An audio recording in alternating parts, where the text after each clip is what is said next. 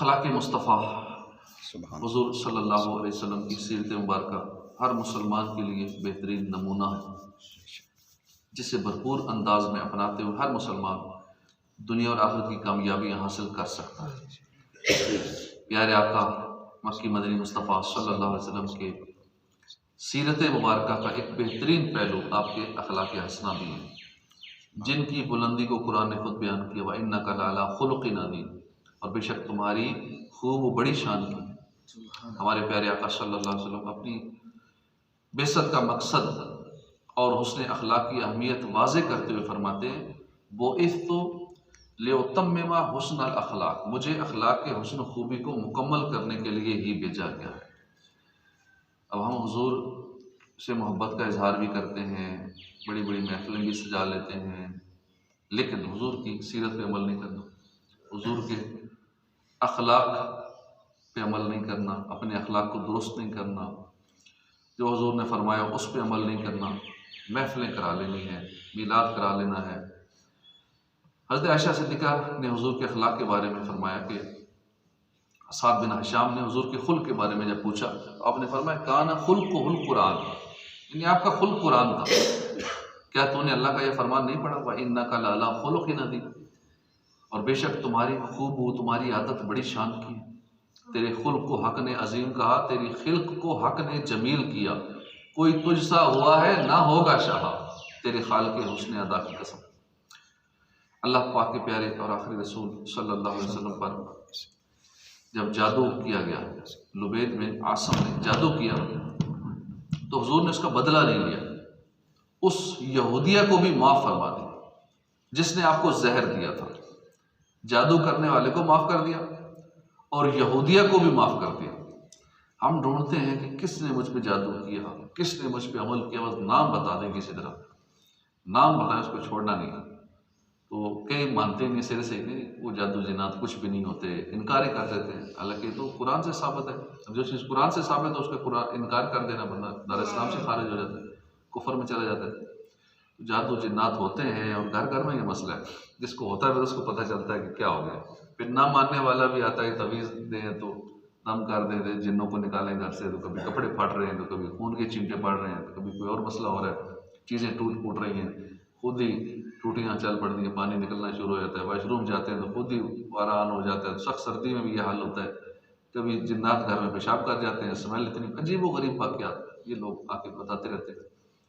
तो ये सिलसिला होता है, लोग अमल भी करते हैं, करवाते भी हैं, और आमिलों के पास जाते हैं, चंद 100 रुपये देते हैं, अगला अमल करता है, और फिर अमल जो बंदा जाता है एज अ कस्टमर, उसको फिर पक्का ही कस्टमर बनाता है। वो फिर बार बार जाता है, जो एक बार जाता है वो बार बार जाता है, क्योंकि वो फिर उसको भी नहीं छोड़ते जो एक बार गया, फिर उसको भी तंग करते रहते हैं। खुद ही उस पर जिन्नात छोड़ देंगे, खुद ही उसके मामलात घर के ऐसे कर देंगे कि दोबारा आए, ये लाइफ टाइम मेरा कस्टमर बने। क्योंकि जब भी जाना है उसने खिदमत करनी है, उसने कोई खिदमत देना है आमिल को, तो आमिलों से बचना चाहिए, इनके पास नहीं जाना चाहिए। क्यों गए ना तो फिर जाना पड़ेगा, फिर चूंकि उसी ने कोई और करे ना करे, फिर वो खुद ही करता रहेगा और अपने क्लाइंट पक्के रखेगा लाइफ टाइम के लिए। तो ऐसों से बचना चाहिए, जादूगरों से, आमिलों से, जिनके पास अमूमन लोग जाते हैं, और औरतें भी इस काम में बहुत इन्वॉल्व होती हैं, दूसरों को तंग करने के लिए, अपना गुस्सा निकालने के लिए, हसद की वजह से या दुश्मनी की वजह से। तो रिश्तेदारों में भी ये मामला बहुत आम है, और ये सिलसिला बहुत आम है, बचना चाहिए इससे। और फिर ब्लैकमेल भी होते हैं और होती हैं, खासकर जो औरतें ज़्यादा इस काम में पड़ जाती हैं, और वही ज़्यादा है इन कामों में। बाज़ का अपने मर्दों को भी नहीं बताती कि हम किन किन से अमल करवाती हैं, किन से तवीज़ात रहती हैं, बाज़ का शोहर के लिए ले रही होती है, मेरे शोहर को यूँ हो जाता है, ऐसा हो जाता है, और शोहर को भी नहीं पता होता कि हो क्या रहा है। तो इसलिए हर मामले में नज़र रखनी चाहिए, तो ताकि कोई भी किसी गलत काम में इन्वॉल्व ना हो, इन आमलों के हत्थे कोई ना चढ़े। तो बताती ना, फला अमल के पास मैं गई थी, फला ऐसा, तो फला सुनी सुनाई में बस वो सारे उन्होंने फिर आगे अपने रखे होते हैं, वो कस्टमर बनाने वाली भी ना रखी होती है कि तुमने इतने कस्टमर लाने, तुम्हें कमीशन मिलेगा, तो वो फिर उस बेस पे अपने बिजनेस को प्रमोट कर रहे होते हैं। तो ऐसों से बचना चाहिए। अमीर अहले सुन्नत के तावीज़ात इस्तेमाल करें, फ़ी सबीलिल्लाह दिए जाते हैं, वरना यही तावीज़ात जो फ्री में मिलते हैं अमीर अहले सुन्नत के, ये 5-5, 10-10 लाख में भी लोग सेल करते हैं।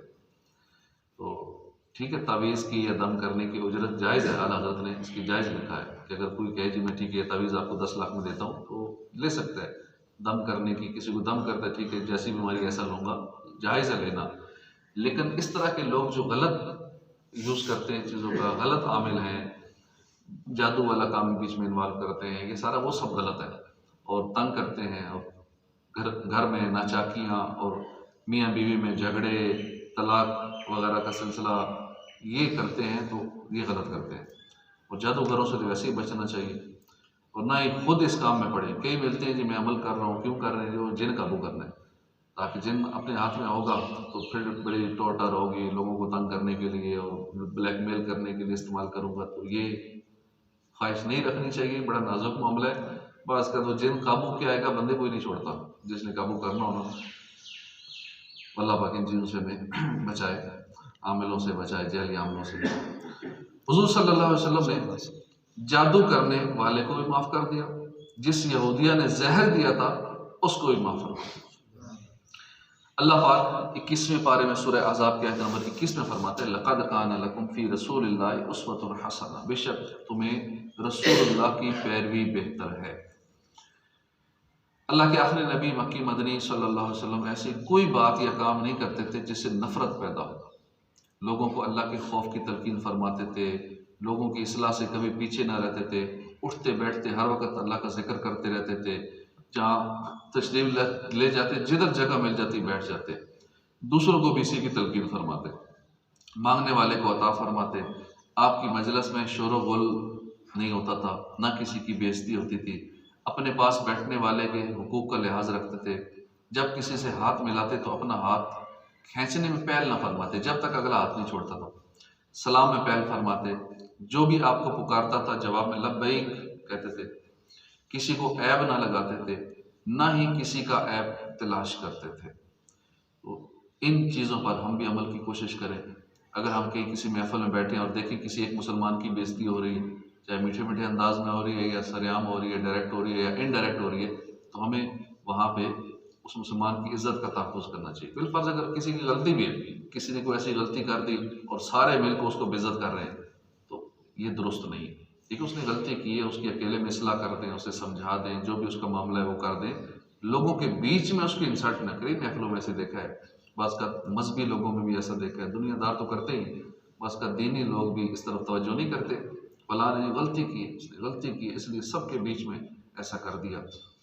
हज के दौरान भी एक शख्स देखा, वो तरबियत करने के लिए आया हमारी बिल्डिंग में। अब वो लोग तो आवाम में तरह तरह के सवाल करते हैं, किसी ने थोड़ा सख्त सवाल कर दिया कि मौलवी साहब आपने हज के मसाइल इतने मुश्किल बना दिए, ये तो पेचीदा कर दिए मसाइल। तो अब एक को समझ नहीं आ रही होगी, जिसको समझ ना आए वो समझता बड़ा पेचीदा मसला है ये तो अब वो मौलाना साहब गुस्सा आ गया। हालांकि वो नरमी पे बयान कर रहे थे कि हाजी एक दूसरे से कुछ हो जाए, नरमी करें, माफ़ कर दें, गुस्सा बड़ा आता है, मीना के खैमों में जगह नहीं मिलती, ये हो गया वो हो गया, गर्मी होती है, माफ़ कर दें, नरम होना चाहिए, बंदे को नरम होना चाहिए।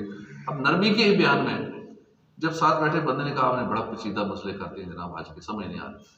कहा उसकी तरफ चेहरा फेर लिया, कहा हाजी बताओ अस्तंजे का तरीका क्या है, सर्दियों में इस्तिंजा कैसे किया जाता है? कहता है नहीं पता। गर्मियों में इस्तिंजा कैसे किया जाता है? नहीं पता। इस्तिंजे की सुन्नतें क्या है? नहीं पता। फलां चीज़ बताओ, नहीं पता। अब उस पर सवालों की बुछाड़ कर दी। अब आवाम बेचारी को क्या पता, किसी को फंसाना तो मौलवी साहब तरह तरह के 10 सवाल कर दे तो अगर तो फंस जाएगा, बाकी तो नहीं पता। तो दीनी मामलात तो बस का हर दाढ़ी वाले को जरूरी नहीं सारे मसाइल आते हों, या जो चले सीखता भी है उसके लिए भी जरूरी नहीं कि उसे सारा कुछ आता हो। ये तो एक बड़ा समुंदर है। उतनी उसकी बेइज्जती की मीठे मीठे अंदाज में कि वो उठ के चला गया।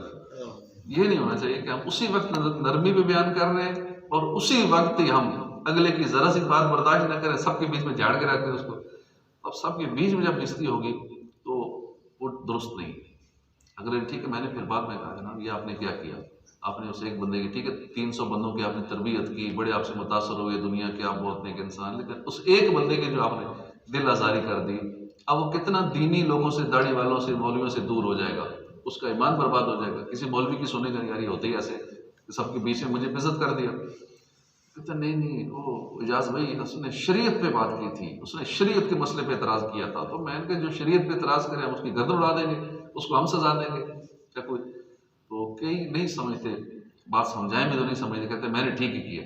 क्योंकि उसने शरीयत पे एतराज़ किया था कि मसला पेचीदा कर दिया है, तो ज़ाती मसला होता मैं ना बोलता, लेकिन चूँकि शरी मसले शरीयत की बात आ गई तो शरीयत की बात भी है, तो हम थोड़ी, अब जो बेनमाजी हैं हम उनको क्या कहते हैं, घर में जाके ज़बरदस्ती, अलग कितनी बड़ी शरीयत की ये है कि अल्लाह की नाफरमानी, नमाज कोई ना पढ़े, फ़र्ज छोड़ दे, फिर तो उसको छोड़नी ही नहीं चाहिए। बड़े बड़े लोग गुनाह कर रहे होते हैं, हम ज़बरदस्ती थोड़ी किसी को सज़ा दे सकते हैं। सरेआम लोग ना जाने क्या क्या कर रहे हैं। इसलिए हमारा काम है कहना, हमारा काम है पहुँचा देना, आगे उसको दिल बदलना, हिदायत देना, ये अल्लाह के दस्ते कुदरत में है। अल्लाह पाक हमें समझाने वालों को भी हिदायत नसीब फरमाए कि समझाना कैसे है। आमीन बिजाह नबी अमीन सल्लल्लाहु अलैहि वसल्लम।